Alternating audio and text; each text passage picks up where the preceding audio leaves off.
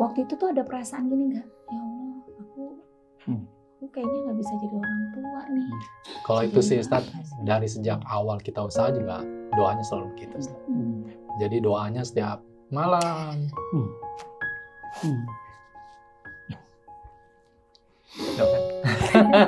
Dan sampai sekarang doa itu nggak putus ya. Insya Allah ya. Cek, ternyata kan sana cepet ya. Cek dibacain. Hari itu juga lah pokoknya. Ini sih nggak bakal bisa punya anak. Gitu. Kamu jangan percaya sama dokter-dokter di Indonesia. Oh sekarang masih bisa cerita begini dok. Waktu Ustadz, itu udah itu, baik banget ya. Waktu itu sih saya nggak mau ketemu orang persis kayak tadi Umu bilang. Itu. Tapi kan udah berapa tahun tuh sebenarnya nikah. Tapi Ini dokternya muslim nggak sih tuh yang ngomong gitu tuh yang dipindah? jadi Assalamualaikum warahmatullahi wabarakatuh.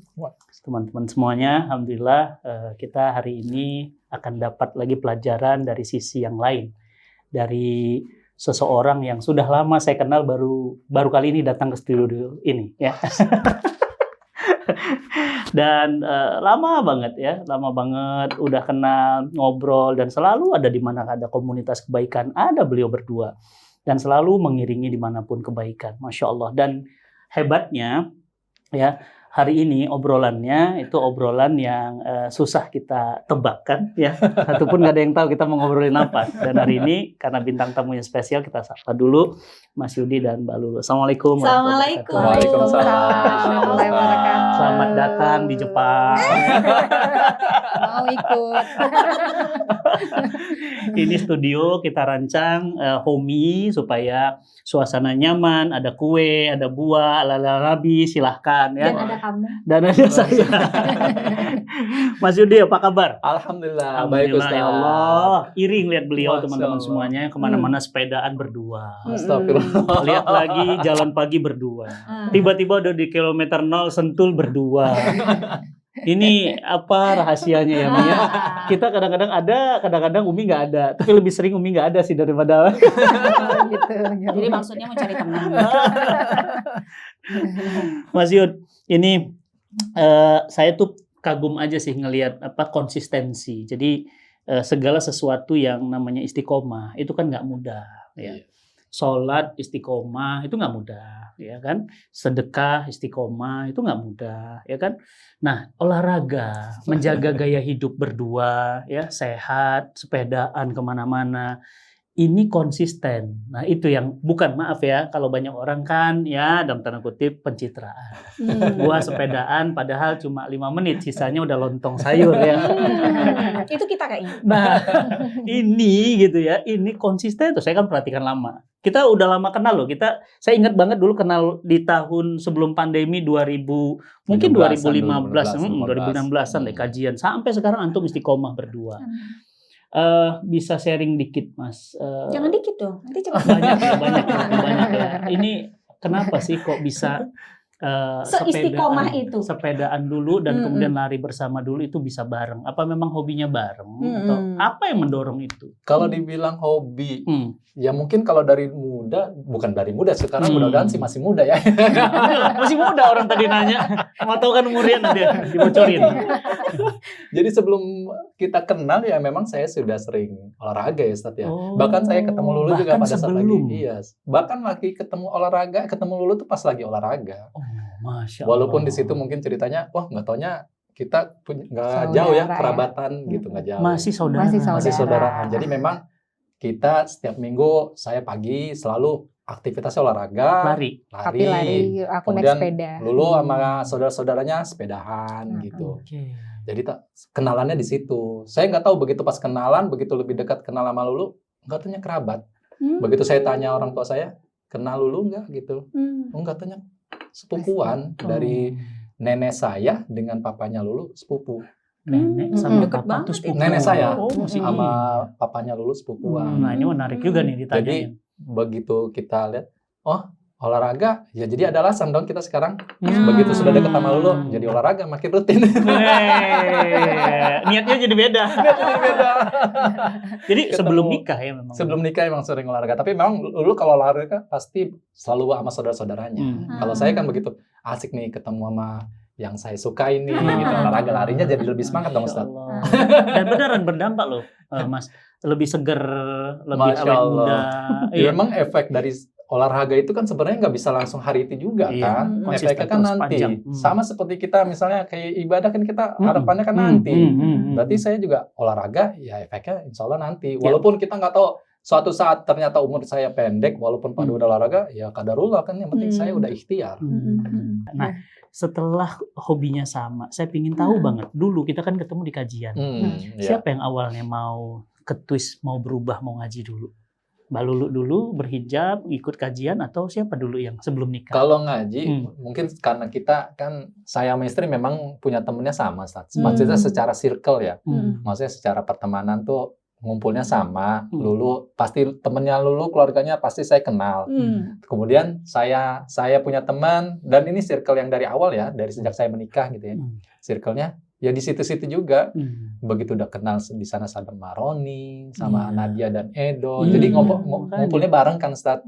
Jadi begitu ada kajian, insya Allah bareng lagi. Jadi nggak ada siapa duluan. Jadi nggak ngalamin proses transisi suami hijrah dulu atau istri. Sejujurnya sih, kalau perempuan pasti banyak lebih kajian ya di hari-hari biasa kan banyak tuh kajian. Sejujurnya lebih banyak sih kajian saya, tapi yang lebih praktekin beliau. Oh, Masya Allah. Masya Allah. Jangan sampai gitu, Amin. Dorangan. Iya, masalahnya kayak ya kan kayak gitu juga kita lihat di rumah tangga berlomba-lomba juga kan, maksudnya saling memotivasi gitu. Aku sih makanya kalau ada yang nanya, beberapa temen nanya, Kak, hijrah duluan siapa? Terus yang kira-kira yang lebih solehah siapa? Kok di rumah tangga dihitungnya begitu? Kan nggak enak ya rasanya. Ya udah aku jawab sini. Aku yang sering kajian. Soalnya kan pasti lihat posting sama teman-teman apa gitu. Pasti kalian ngeliat sering aku kajian gitu kan. Kalau suami kan pasti nggak posting. Tapi justru beliau yang lebih prakteknya ketimbang saya. Masya Allah. Ya bukan gitu juga, mungkin melihatnya kan tapi kelihatan sih vibe-nya beda. Kalau beliau kan wanita Ustadz ya. Allah. Kalau kita kan melihatnya dulu ya kadang-kadang ada mensnya, datang bulannya. Apalagi dulu di awal kan datang bulannya nggak jelas kan Ustadz. Bisa 4 hari, bisa seminggu, bisa mungkin beliau kan ngeliatnya itu kan. Kalau dibandingin seperti itu ya memang Lulu kan kalau dihitung ya sholatnya jadinya dengan keterbatasan itu kan jadinya sebulan bisa terhitung. Mungkin beliau bandinginnya itu mungkin. Mas Yud sama Mbak Lulu tahun keberapa sekarang? Pernikahan mau 20 ya. Mau 20 Ustaz. Mau 20 tahun. Insyaallah. Udah mau ngawinin Ustaz. Sebaya dong kita. Iya, mirip-mirip. Iya. Tahun 2005 sama kita. 2005. Iya ya. 20 tahun Ustaz. Jadi tadi kita di jalan ini ya. Ini kalau punya anak harusnya kita lagi mau ngawin ini bentar lagi. Nah, ini yang saya jujur ini yang kepikiran banget, izin nanya ya biar jadi pelajaran buat yang lain. 20 tahun itu ada satu kerinduan pernikahan, keturunan. Setahu saya ujiannya terus bertahan, nggak mudah nih di 20 tahun dengan belum Allah karuniakan keturunan. Gimana cara menstabilkan rasa itu? Kan nggak mudah. Mana ya? Pertama sih Ustaz, memang kalau di awal-awal waktu pernikahan kita memang udah tahu, karena memang sebelum nikah sudah dulu kan udah operasi. Sebelum nikah ya Ustaz, sudah operasi pengangkatan indung telur. Jadi sebelum nikah Lulu udah ada operasi pengangkatan indung telur. Satu. Jadi kita menikah ya Allah kita ikuti sunnah Rasul kan memang. Jadi kita memang pada saat itu tidak lagi nanti aja punya anaknya, enggak, pokoknya kalau Allah kasih ya alhamdulillah. Tapi ternyata kan sampai dengan 20 tahun ini belum insyaallah. Dan tapi kita berdoa juga masih berharap Ustaz. Hampir insyaallah setiap doa kita mengharapkan itu gitu. Jadi memang di awal-awal tuh kita usaha ke sana ke sini, sampai ke terapi, sampai ke dokter manapun kita coba insyaallah. Kalau misalnya kita ada referensi dokter yang bagus di sini, insya Allah kita ngikut Ustaz gitu. Begitu kita ke sana ikhtiar ya Amia. Jadi kita coba karena kan memang ikhtiar aja Ustaz kan, kita coba doa dan ikhtiar sampai ke sana. Sejauh ini kita masih upaya, cuma memang kalau dulu kan kencang Ustaz ya. Iya, dulu. Kencang banget. Jadi namanya juga terlalu kencang. Begitu menerima hasilnya juga kan drop banget Ustaz. Ada harapannya. Karena harapannya Ustaz. Jadi kita terlalu menggebu-gebu, begitu dapat hasilnya tahu agak down. Sampai teman-teman tuh alhamdulillah kita punya teman circle datang pada saat hari penentuannya, datang buat penentuan tuh maksudnya begitu ini berhasil atau tidak. Kita pernah yang terakhir itu bayi tabung. Begitu pas hasil akhirnya emang agak deg-degan karena kita kan menunggu kan hasilnya berhasil atau tidak gitu kan. Begitu hasilnya tidak, ya memang drop. Cuman kan kita punya teman-teman di circle kita yang mengingatkan kita ada Allah yang di sana gitu kan. Ya akhirnya kita ya tegar lagi, berupaya tegar lagi. Cuma kan di sisi kita saat kita nggak tahu di sisi istri tegarnya seperti apa. Sisi yang lain. Karena ini Umi tuh juga pernah ketemu ya sama beberapa temen tuh yang belum Allah karuniakan keturunan sampai sekarang. Mereka ada di fase yang males deh gue ketemu sama orang. Nanti ditanyain lagi, bosen gitu. Setahun 2 tahun masih oke lah gitu. Terus nanti ditanya lagi, siapa yang nggak bisa punya anaknya, kamu atau suami? Itu kadang-kadang pertanyaan terlalu sensitif gitu. Apa sih gitu? Males banget. Nah Mbak Lulu pernah ada di titik itu kah? Iya, kalau boleh cerita, mungkin teman-teman di sana juga punya kasus yang sama tapi nggak berani cerita gitu. Sama kalau halnya kayak teman-teman nih suka nanya kalau di kajian tuh nanya. Ya itu tadi yang bilang, aduh aku tuh nggak bisa nanya di publik gitu loh. Ya nggak enak gitu kan, mendingan ngobrol langsung atau waktu itu sempat di share juga. Aku share sih sempat di blog zaman dulu ya kan. Jadi memang 2004 itu tahu-tahu aku tuh perutnya sakit, kayak lagi haid. Tapi lagi nggak haid, sakit banget. Terus sampai temen bilang usus buntu kali, coba angkat ke kaki kanannya gitu. Ya sakit gitu. Akhirnya ditemenin sama mama sama Kak Yudi juga. Waktu itu papa kemana ya? Pokoknya keluar negeri apa ya gitu. Nggak tahu ada kista sebesar 6 cm. Nah ini saya sebelah kanan. Baru tahu saya. Iya, jadi harus segera dioperasi. Kayak bola tenis ya. Gitu. Terus ya udah, kita waktu itu nggak banyak cari referensi karena ya belum paham juga dan entah ya aku dulu tuh gimana gitu, nggak cari-cari tahu juga. Dan kebetulan sepupunya Kak Yudi habis operasi yang sama di rumah sakit.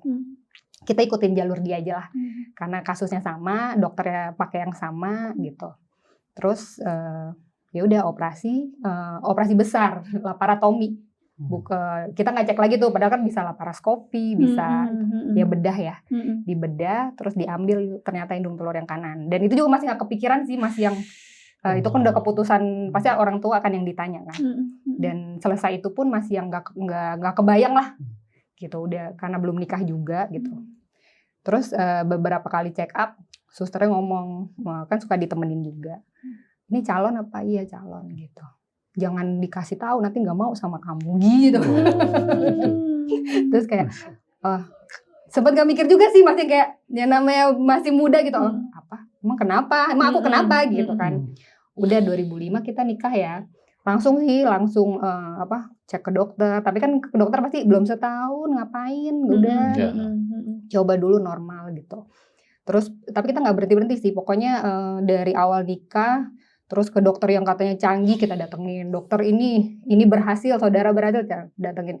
Nah itu tadi takdir orang kan beda-beda. Jadi sepupunya di dokter yang sama, di rumah sakit yang sama. Anaknya berapa sekarang? 5. Sedangkan aku belum gitu. Jadi itu udah balik lagi, kalau kita nggak punya iman ya bisa marah-marah banget lah gitu kan. Terus udah alternatif jalanin gitu. Terus ya untungnya punya suaminya sabar. Jadi lama-lama sakitnya itu mungkin karena di laparotomi kali ya. Jadi ada trauma ke rahim kali ya. Terus kista di 2011 ketemu kista lagi. Waktu itu dokter bilangnya, oh ini ada penebalan apa gitu-gitu deh. Karena kita nggak pakai MRI atau CT scan waktu itu ya. Cuma dokter bilang, ini harus segera dioperasi gitu pokoknya. Dan HB aku udah drop. Jadi kan kalau ada penyakit itu mensnya jadi banyak, darahnya banyak tiap bulan keluar. Sedangkan reproduksi darah merah tuh kayak per 3 bulan ya. Jadi kalah gitu sama yang keluar. HB-nya 5 waktu itu pernah sampai, kamu kok nyampe ke sini kata dokter. Palanya nggak puyeng banget. Ya pusing, aku pikir biasa gitu. Terus udah kita operasi laparoskopi nih, teknik yang agak lebih canggih lah gitu. Dicek, udah diambil, tapi selesai operasi mensnya masih sakit lagi. Sampai rasanya makin bertambah, makin parah sakitnya.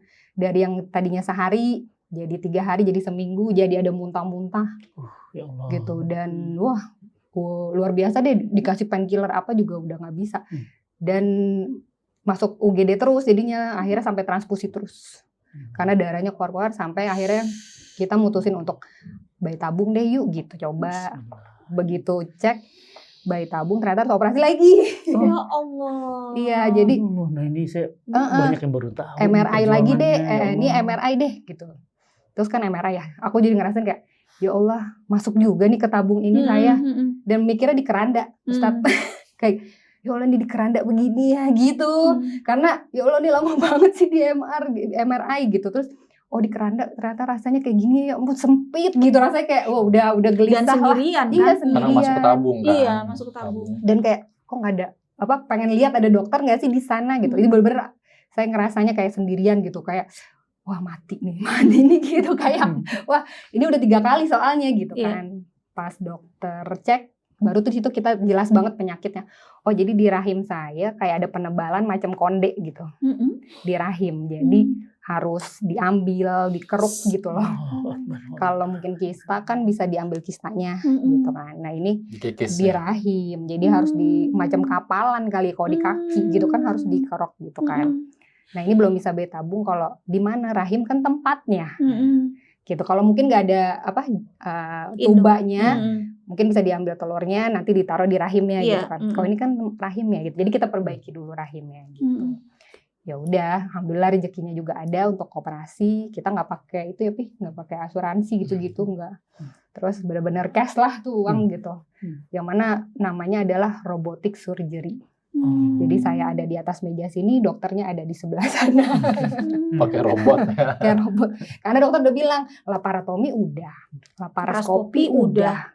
Berarti ini harus udah pakai teknik yang paling tinggi lah gitu, untuk lebih jelasnya lagi ngebersihin si rahimnya ini gitu. Nah itu makan waktu itu kayaknya jadi memorable buat orang tuaku juga, karena jam 5:30 udah masuk ruang operasi ya, jam 6 pagi itu kayak jam 6 sore baru keluar ya. Ya Allah, Jadi mama tuh kayak 12 kayak jam. apa rasanya mama nih gitu. Gitu jadi kayak gitu sih. Jadi ya kalau anak operasi kan trauma ke seluruh keluarga ya. Ya bukan hanya kitanya yang melakukan, jadi keluarga yang nunggu juga khawatir kayak apa gitu. Itu untuk membersihkan dindingnya itu tadi. Iya. Karena kan kalau seharian 12 jam. buat sadarnya juga kan Buat 8 jam sadarnya. ya. Mungkin kalau operasinya 8 jam. 8 jam mungkin Ustaz. Mungkin operasinya ya. Karena kan memang beliau kan dibius kan, jadinya nunggu. Kan beliau ada alergi. Jadinya pas dibius itu kan harus dipantau. Jadi mungkin keluarnya jam sore itu untuk dipantau apakah alerginya itu. Iya, dan saya juga complicated Ustadz, tubuhnya ada alergi yang nggak boleh sembarangan obat. Jadi benar-benar harus dipantau anestesinya, ininya gitu, sampai minum obat-obat yang dijual bebas juga nggak berani gitu, nggak boleh sembarangan. Ya gitulah pokoknya. Jadi kalau ke dokter ya makanya kalau dokternya satu itu aja misalnya ini yang karena males harus nyeritain lagi dari awal, terus selalu bawa ini sejarahnya. Saya pernah ini kalau boleh cerita haji di tahun 2003 itu suntik meningitis nggak apa-apa. Di 2008 nggak bisa saya disuntik. Karena ya alergi. Padahal meningitis sama-sama aja gitu kan ya. Sebelumnya bisa, sekarang nggak bisa. Sampai saya dioper ke Cipto, ke beberapa rumah sakit pemerintah deh karena mau jadi petugas haji.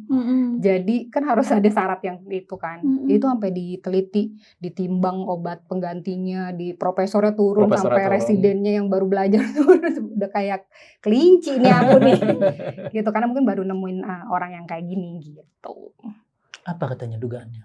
Kalau itu sih lebih ke alergi ya, alergi aja sih. Jadi emang imun tubuhnya aja sih. Jadi sekarang kalau umroh pun nggak bisa disuntik, udah sekarang udah normal. Gak bisa, ada suratnya. Ada Masya surat. Allah. Gitu. Nah terus setelah operasi besar itu ya, pakai yang robotic surgery itu, setelah itu sehat, proses apa lagi yang Mbak Lulu sama Mas Yudi setelah lakukan? kan dokter melihat rahimnya oke, bayi tabung lah ya kita. Itu tahun berapa? 2016-17 ya. 17 ya 17. Ya itu pas lagi ngaji-ngajinya tuh Ustaz.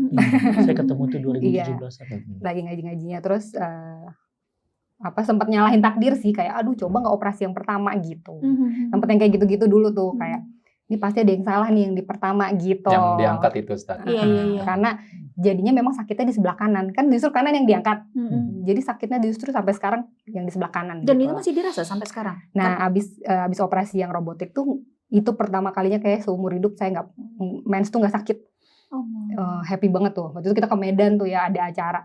Terus wah aku bisa aktivitas gitu-gitu kan. Tapi sebelumnya memang sebelum kista tuh tetap bisa aktivitas tapi masih pegel-pegel gitu kan. Nah dari 2004 ke 2015 kan lama aku sakit terus gitu kan. Nah dari situ kita bayi tabung tuh karena ngerasa udah fine-fine aja nggak apa-apa. Bayi tabung terus disuntik-suntik kan tiap malam tuh ya nyuntik ke perut sendiri di jam yang sama. Kan ada yang bilang mau pakai suster nggak? Ya udah kita aja ya Bismillah gitu kan, bisa lah kalau suntik gitu aja. Terus udah nggak apa-apa nih, mulailah pengambilan telur. Pengambilan telur tuh di bius total. Di bius total, abis itu kan aku kan pingsan, sadar. Nah nunggu tuh ya masuk embrio, masuk dijadiin satu sperma dan telurnya, kita nunggu jadinya. Orang butuh sebulan kok nggak salah ya buat telurnya masuk ke rahim. Saya butuh setahun. Lama banget. Iya. Karena ternyata rahimnya sakit lagi. Karena suntikan bayi tabung itu kan ngacak-ngacak hormon tuh. Yang ngatur kan obat, bukan alami tubuh dari Allah gitu kan. Acak-acak lagi, akhirnya di 2017 karena aku sakit lagi gitu ya, mensnya sakit lagi, balik kayak awal lagi. Karena tebel lagi, aku minta sama dia, ke Pineng yuk, karena semua orang mintanya Pineng, gitu, minta ke Pineng. Dia kenapa gitu, masa ada apa emang sama Jakarta? Dokter kita enak banget kok gitu. Iya enak, cuma pengen tahu aja, sama penasaran sih karena teman-teman semua bilang Pineng. Berhasil lah di Pineng gitu, dokternya mungkin lebih ini. Udah kita booking 4 hari ya ke Pineng. Jadi pesawatnya ngambil yang udah tektok gitu loh tiketnya. Hari Senin berangkat. Terus cek, ternyata kan sana cepet ya, cek dibacain, hari itu juga lah pokoknya, ini sih nggak bakal bisa punya anak, gitu. Kamu jangan percaya sama dokter-dokter di Indonesia. Oh sekarang masih bisa cerita begini dok. Waktu Ustadz, itu udah baik banget ya. Waktu itu sih saya nggak mau ketemu orang persis kayak tadi Umu bilang. Itu. Tapi kan udah berapa tahun tuh sebenarnya nikah. Tapi ini dokternya Muslim nggak sih yang ngomong gitu tuh yang di Pineng? Jadi kita di situ ini sih. Kenapa dioperasi? Dia bilang gitu, kenapa dioperasi? Terus kita ngerasa jadi salah ya, jadi kayak, ya berarti salah nih kemarin gitu. Tapi kemarin nggak apa-apa kok, abis operasi enak gitu. Terus ini sih udah kamu ditakdirkan nggak bisa punya anak. Jangan percaya sama dokter-dokter di Indonesia kasih harapan-harapan palsu buat kamu gitu. Terus kita langsung kayak gimana gitu ya, Pi. Iya, jadi kayak udah gitu, maksudnya udah jangan percaya sama. Terus saya cuma bilang saya kesini bukan mau minta anak sama dokter. Saya mau cek, saya bisa sembuh apa enggak mungkin gitu. Sakitnya Ustadz, karena kan beliau kalau lagi mens kan sakit. Jadi sebenarnya ke situ kalau misalnya kita bisa berobat kemudian punya anak, ya alhamdulillah. Tapi kita kan pengen konsultasi, gimana cara ngilangin rasa sakitnya itu gitu. Tapi ya karena dapat jawaban seperti itu, langsung tuh kita kan booking kan tiket juga tektoknya kan 4 hari setelah itu kan. Mintanya sore ini aja kita langsung pulang ke rumah. Langsung kita pulang. Saya udah bayar lunas hotel, udah bayar lunas ini gitu kan. Wah, langsung ini berarti kan tiket harus diganti, hotel juga kita udah terlanjur bayar ini. Ya, kita berusaha ngibur istri gitu kan. Ya cuma gimana karena udah dapat jawaban seperti itu. Kalau anak muda bilang sekarang tuh kan kena mental ya. Nah, waktu dapat dikasih tahu sama dokter kayak gitu, apa yang ada di dalam pikirannya Mbak Lulu sama Mas Yudi masing-masing nih? Iya, kamu apa, aku apa? Kan pasti kan Mas Yudi waktu dapat itu juga kan apa yang di dalam pikiran pertama kali gitu yang terlintas? Begitu tek gitu. Nggak akan ada yang manggil aku bapak nih gitu atau apa gitu Mas? Kalau di saya sih memang karena di awal kita kan ibaratnya sudah pengalaman di sebelum-sebelumnya ya. Bahkan saya sampai mau ngapain ke Pineng gitu kan pasti kan kalau misalnya ke Pineng kita mau ngapain pasti hanya dapat referensi dokter aja kan. Berarti kalau di saya pribadi saya sih juga udah tahu kalau jawabannya A ya pasti pilihannya B gitu kan. Jadi plus minusnya kita udah siap gitu. Cuma kan saya lagi mikirnya kalau misalnya terjadi misalnya pilihan yang gak enak didengar kan gimana cara untuk menghibur istrinya gitu Ustaz. Jadi kadang-kadang kita ngeliat istri nih mikirin istrinya, Mbak. Iya, bukan ke antumnya, tapi mikirin gimana perasaan dia ya gitu. Tapi secara apa ya? Iya. Dari perasaannya Mas Yudi sendiri gitu. Waktu itu tuh ada perasaan gini nggak? Ya Allah, aku kayaknya nggak bisa jadi orang tua nih. Kalau itu sih Ustaz, dari sejak awal kita usaha juga doanya selalu begitu, Ustaz. Jadi doanya setiap malam.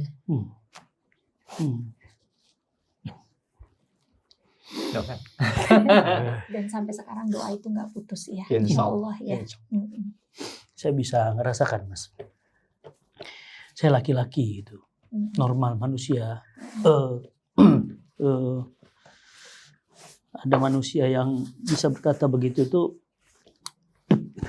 karena fitrah manusia normal, laki-laki pingin punya pelanjut, mimpi-mimpi, belahan jiwa, darah daging kita sendiri. Tapi ya benar Mas, kalau nggak ingat Allah mungkin kita udah gila gitu, karena yakin bahwa Allah tahu yang terbaik, Allah yang maha baik memerlukan yang terbaik. Tapi izin saya ingin tanya, apa rahasia kesabaran antum sampai hari ini gitu, tetap bersama gitu, tetap ada dalam hati yang paling dalam pasti Allah tetap ingin gitu.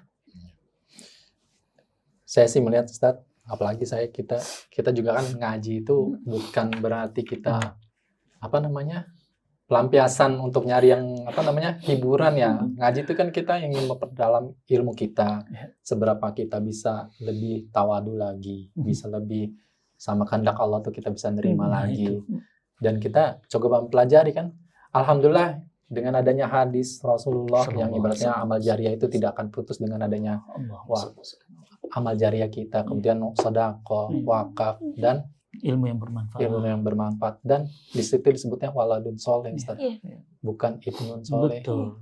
Kalau ibnun kan berarti anak keturunan langsung. Tapi ketika disebutnya waladun soleh, berarti kan anak-anak. Berarti kita masih punya, Ustaz, peluang untuk itu. Kita bisa punya anak yatim, mungkin kita bisa ikutan Ustaz bersama untuk mewadahi anak yatim. Siapa tahu kita dapat doanya juga, Ustaz. Insya Allah, luar biasa. Masih dapat kesempatan penguatnya, luar biasa. Saya jadi teringat yang wakaf tanah di Bintaro itu, teman-teman. Sama ujiannya. 40 tahun menikah, nggak punya keturunan.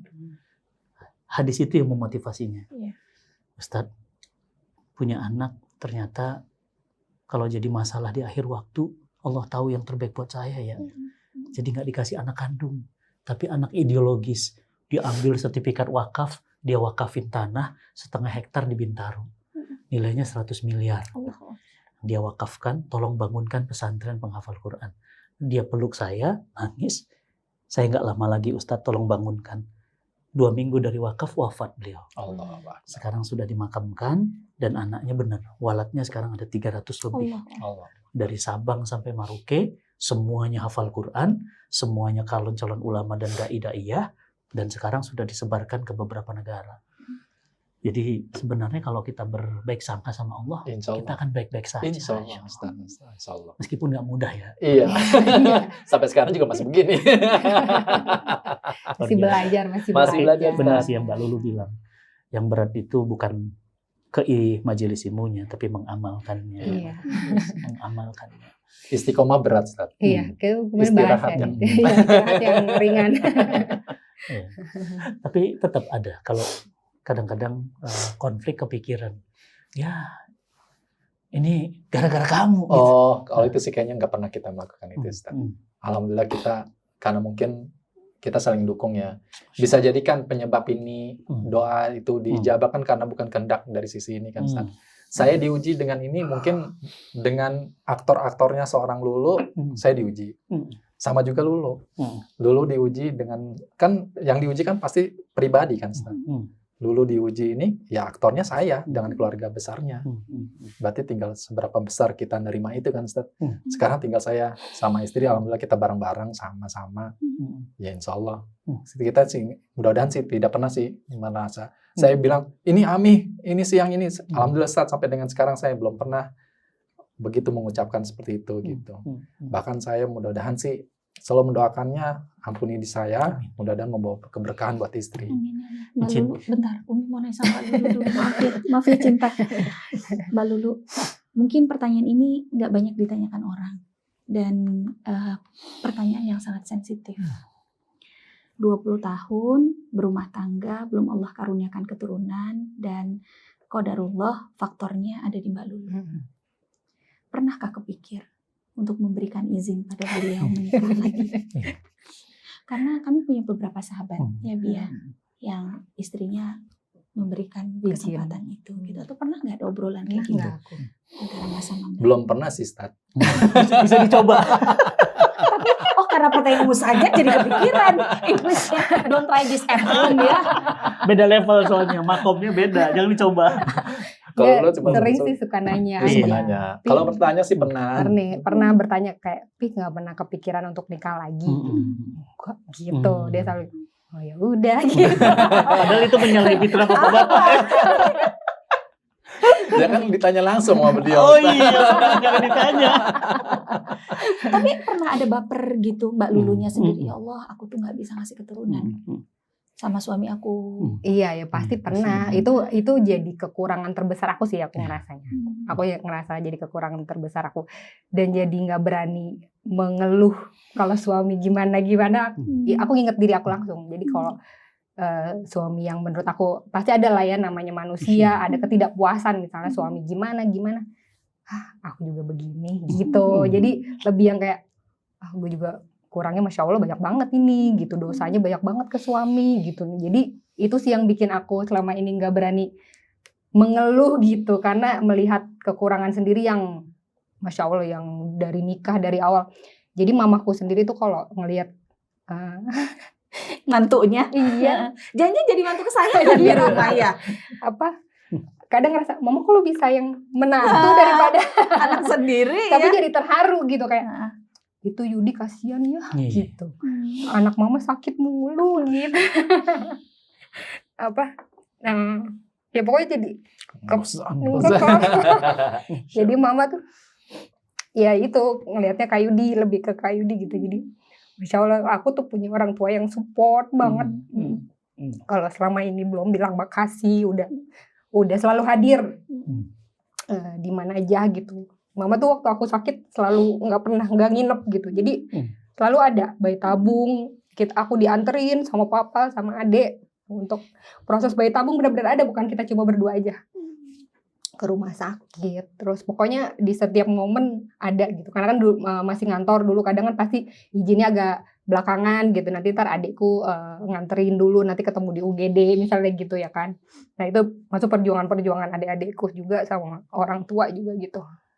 Cuma mereka juga suka sedih sih kayak, mama sedih nanti mikirin Lulu sama Yudi tuanya gimana gitu. Kalau sekarang mama ke dokter, mama kebetulan habis itu kan cat lab. Jadi ini mama ada yang nganterin. Nanti Lulu sama Yudi gimana gitu. Paling ya kita nggak mau bikin orang tua sedih ya. Itu lihat deh, mama kan selalu cerita dengan pasien-pasien lain. Mereka punya anak tapi jauh-jauh di Belanda, di mana nggak bisa nganterin juga punya anak. Udah nggak usah mikirin aku, mikirin mama sehat, kita bisa nganterin, bisa nemenin gitu. Pasti kebaperan pasti ada. Tapi aku ngerasa itu kurangku banyak. Tapi mau ngasih izin kayak gitu takut. Aku tidak sesanggup yang lain. Aku tidak se-strong di konten-konten. Mendingan disuruh lari jauh, nggak apa-apa, masih kuat lah. Nggak apa-apa, dia 77 kilo. Tapi malah gini, apa itu 77 kilo? Dibandingkan harus itu ya, bertanya itu kayaknya berat sekali. Itu nggak tahu nih. Masya Allah. Masya Allah. Menjaga 20 tahun ini tetap sama-sama dalam kondisi ujian tuh nggak mudah gitu. Saya capek dengar ini banyak konten yang berseliweran, rata-rata laki-laki ketika tahu istrinya yang punya problem, bukan malah solusinya menikah lagi, ditinggalkan. Ditinggalkan.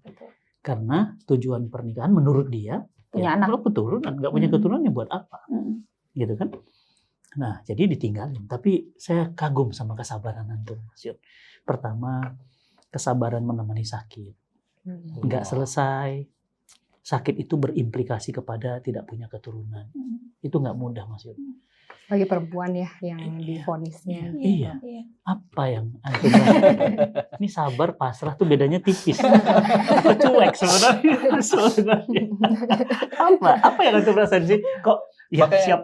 Kalau saya sih coba merefleksi diri kali ya. Saya coba melihat diri saya. Jadi mungkin pada saat mungkin dulu lagi masih kecil, masih muda, itu begitu kita refleksikan diri, Ustaz, ya ampun, aku pernah melakukan salah nih sama papa, misalnya. Jadi misalnya ngomong uang jajan, mintanya sekian, ngambilnya sekian. Oh, itu salah. Itu semua kalau kita refleksikan diri, semua kesalahan-kesalahan kita tuh muncul, Ustaz. Jadi salahnya di mana? Kok langsung keingat semua tuh. Kayak film keputer. Kayak film keputer bener, Ustaz. Jadi umurnya berapa, lagi masanya lagi apa, bahkan sampai ketemu sama saudara waktu saya masih kecil dulu, Ustaz, main mobilan saya ambil, itu mungkin yang nonton bisa nanti ketahuan. Dulu mobilnya diambil sama Yudi gitu. Ternyata itu semua keputer, Yudi nggak Ustaz. sesolih itu. Jadi Ustaz itu kayak keputar-putar, Ustaz, begitu langsung ke rewind, ya Allah mungkin itu salahku menggulung, itu mungkin salahku juga menggulung. Main yang sama Betty. Oh iya, main sampai main dulu main kayu yang dilempar gitu, Ustaz. Terus itu kan wanita semua, saya ngelawan wanita, kemudian jongkolnya sampai berapa ratus meter gitu, itu kan kayak menzolimi teman main kan. Itu langsung kayak gitu-gitu ya. Saya sampai ketemu sama beliau, kok masih diungkit-ungkit, saya minta maaf deh sekarang, jangan sampai itu dosa saya ketarik kayak gitu. Paham ya, oh iya ya mau aja ya aku dulu gitu. Itu jadi kayak tergulung kembali lagi sampai yang sampai sekarang nih, sampai hari ini gitu. Bahkan kalau misalnya hari ini saya merasakan kayaknya tadi pagi saya melakukan hal yang nggak enak deh. Itu kayak langsung minta, ya Allah maafin yang tadi pagi gitu. Jadi riwayatnya tuh cepat gitu, Ustaz. Jadi kalau misalnya yang lalu-lalu aja kita keinget, apalagi yang tadi pagi gitu. Kayak misalnya seperti yang lakukan kesalahan, langsung ya Allah maafin salah. Itu faktor umur nggak sih, Ustaz? Ya maksud kita makin tua kayak makin takut nih ketemu banyak orang, makin jarang ngumpul gitu loh untuk yang kurang misalnya cuma sekedar nongkrong gitu. Jadi kayak nanti setelah selesai ngumpul nih pulang ke rumah, saya suka gini, tadi dia yang salah ngomong nggak ya? Takut nyakitin orang. Iya, terus kelebihan ngomong nggak ya gitu. Jadi itu apa makin tua kayak gitu. Justru itu semakin memantapkan kebaikan pada diri antum. Karena sebaik-baik muslim itu sangat menjaga lisan dan tangannya. Allah. Jadi tanda-tanda kata Nabi, kebaikan lisan, kebaikan keimanan dari seseorang adalah terjaganya dia dari lisan dan tangannya. Jadi kalau antum punya rasa begitu, yaitu tanda-tanda kebaikan iman antum. Allah. Nah, tadi kan bilang mesti bersaudara ya. Cuma saya kepikiran tadi dari sisi mertua. Sebenarnya mertua pun kan masih saudara dari orang tua antum, Mas. Punten gitu. Alhamdulillah sih orang tua. Gimana itu? Orang tua saya pribadi, kalau misalnya ketemu gitu ngobrol, nggak selalu nanya kapan punya anak, kapan. Alhamdulillah sampai dengan sekarang sih, Mas, walaupun mungkin masih mendoakan, mudah-mudahan punya anak, tapi nggak pernah kapan ininya ya. Jadi dia sangat menjaga rasa. Jadi beliau tuh ibaratnya memahami kita juga, bahkan saudara-saudara juga udah tahu gitu. Walaupun mungkin pertanyaannya kan beliau juga mempertanyakan itu kapan ya Yudi punya anak, kapan. Tapi pertanyaan itu selalu tidak pernah keluar di kita. Cuma selalu yang disampaikan ke kita, mudah-mudahan Yudi punya anak. Tapi alhamdulillah, Ustaz, saya sih merasa di keluarga saya, alhamdulillah selalu mendoakannya itu gitu. Mudah-mudahan segera punya anak, gitu. Nggak jauh-jauh, Mas, sebenarnya. Mungkin teman-teman sudah pernah saya cerita ya, bahwa ibu saya pisah dari bapak, saya usia SD kelas 6, saya dari keluarga broken home, ibu saya kemudian jadi TKI ke Malaysia, kemudian akhirnya berjuang sendiri di Malaysia, dari mulai jadi pembantu rumah tangga, sampai jadi pengusaha di Kuala Lumpur, punya restoran. Akhirnya menikah dengan seorang anak muda, orang asli Malaysia.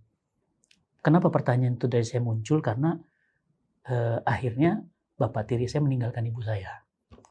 Karena tidak bisa memberikan anak. Iya, nggak bisa ngasih anak lagi. Karena ibu saya waktu itu sudah umur 50-an lebih, nggak mungkin bagi dia secara logik ya. Tapi bagi keluarga, pihak Dari laki-laki, suaminya. kamu ini masih muda, masih ganteng, kenapa menikahi janda yang tidak punya anak, anaknya udah gede-gede gitu kan? Saya dan adik saya 2 orang. Akhirnya memutuskan berpisah. Ya kan saya bilang, saya kagum sama kesabaran, ketegaran antum dan keluarga. Itu Mau doanya susah. Ustaz. Susah itu. Kalau bukan karena cinta, ya cinta kepada Allah dan sama istri itu luar biasa. Terus bukan itu aja Bi, yang juga Umi kagum nih ya sama Mas Yudi sama Mbak Lulu. Mbak Lulu ini kan lebih terkenal ya di sosmed ya dibanding Mas Yudi ya. Karena followernya berapa coba? Followernya bandingin. Coba kita cek coba. Mas Yudi mungkin followernya 500 dan itu keluarga semua. Dipaksa. Follow nggak? Ya. Sementara istri. Sementara kan Mbak Lulu kan di sosmed kan teman-teman udah tahu semua ya. Kemudian Mbak Lulu juga kan jadi spokesperson di satu brand kan ya. Itu kan juga makin mengangkat namanya Mbak Lulu. Waktu jalan bareng gitu ya di mall yang dipanggil Mbak Lulu gitu. Pernah nggak sih Mas Yudi punya perasaan gini? Kok istri aku lebih terkenal sih daripada aku? Kalau saya sama Ustaz Fatih kan sebaliknya ya. Beliau yang lebih dikenal orang gitu. Ustaz Fatih. Gitu. Terus sajadnya kok aku enggak sih? Terus saya malah bilang gini, Mbak minta tolong fotoin Mbak gitu. Oh, di awal-awal dulu gitu Ustaz. Di awal gitu. Mau dong fotoin lah, saya yang fotoin gitu. Tapi alhamdulillah sekarang kalau misalnya ketemu orang gitu ya, tanpa Lulu misalnya. Suaminya Mbak Lulu ya. Oh, suaminya Mbak Lulu. Dikenalnya suaminya Mbak Lulu. Termention. Suaminya Mbak Lulu ya. Termention. Gak apa-apa tuh Mas, gak ada perasaan, aduh gimana gitu dari waktu Enggak ada Mbak Lulu. apa-apa. Biasa aja gitu. Jadi tidak mungkin dibilang ya memang beliau yang memang lebih tenar gitu. Karena memang di awal kan beliau yang lebih banyak sosialnya, interaksinya. Sedangkan saya kan orang kantoran dulunya. Jadi mungkin interaksi saya nggak banyak gitu kan. Kalau beliau kan teman-temannya banyak. Jadi kalau misalnya ketemu temannya, mungkin orang nggak kenal tapi kenal sama beliau, ya kan masa saya tanya emang kamu siapa, kan nggak enak. Kok kenal sama istri saya gitu kan. Bahkan di tempat dulu saya ngantor gitu kan, pada saat lagi ketemu lagi makan nih, suaminya Mbak Lulu ya gitu. Mau dong kalau lagi ada undangan ini, ketemu lah ini siapa? Iya insya Allah. Coba kalau saya janjikan kan ntar jadi amanah yang harus saya sampaikan. Lagi-lagi kenapa pertanyaan nomor saja begitu? Nggak mudah lagi Mas. Iya. Nggak mudah lagi gini loh. Kalau suami itu kan derajatnya pemimpin rumah tangga, kalau dia terkenal dibandingkan istrinya, ya satu hal kewajaran. Istri ada pada posisi, oh iya itu suamiku, pride-nya beda. Tapi ini kan istri yang kemudian pride-nya tinggi, sementara antum satu sisi tidak seperti itu. Allah uji pula dengan yang tadi ya, sehingga ini double lagi, triple lagi mungkin.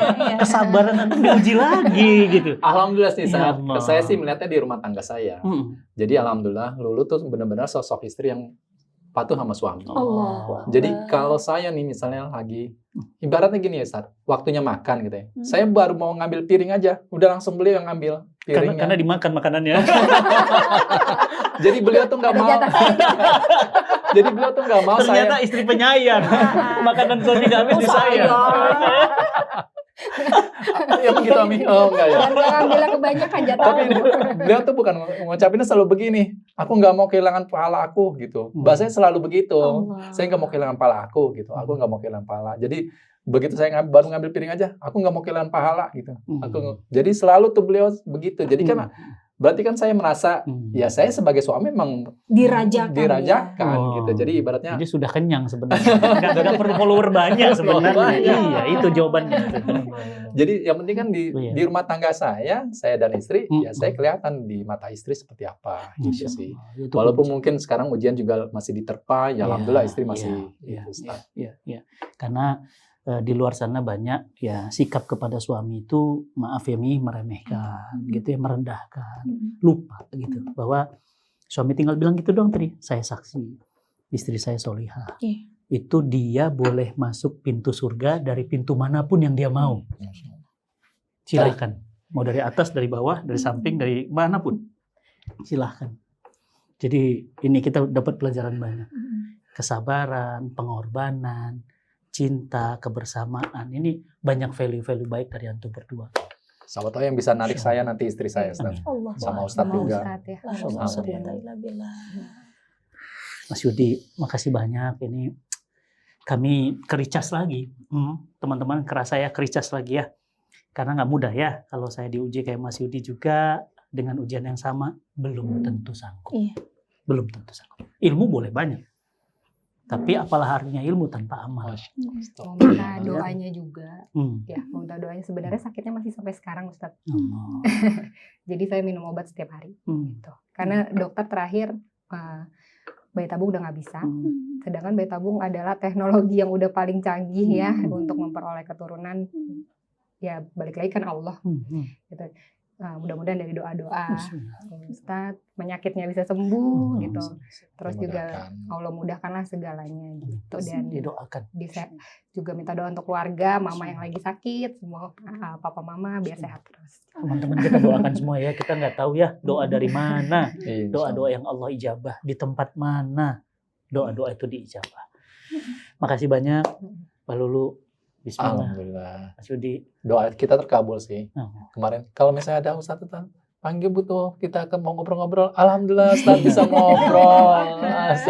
Ngobrol spesial lagi. Spesial lagi. Yang jarang diobrolin. Karena kita ketemu di tempat kajian, foto-foto pulang. Foto-foto pulang. Begitu terus. Jarang ngobrol seperti ini. Makasih ya Mas Yudi, Mbak Lulu. Hari ini udah ngajarin kami tentang bagaimana memaknai takdir dengan indah. Karena kami tahu itu pasti tidak mudah. Buat kami yang udah punya 2 anak aja, waktu nunggu adik Sajat datang, itu aja juga rasanya gitu campur baur. Segitunya udah punya alif, segitunya udah punya anak 1. Sekarang ingin lagi punya anak, tapi Allah belum karuniakan lagi gitu. Tapi suami saya nggak punya niat untuk nikah lagi. dipotong videonya. Kita kunci di sini ya, disaksikan oleh jutaan follower, viewers. Sekali lagi terima kasih banyak sudah datang ke meja makan kami. Meja makan kami. Karena memang ini makanan, mari kita makan. Ya. Assalamualaikum warahmatullahi wabarakatuh. Waalaikumsalam. Mas, silakan Mas.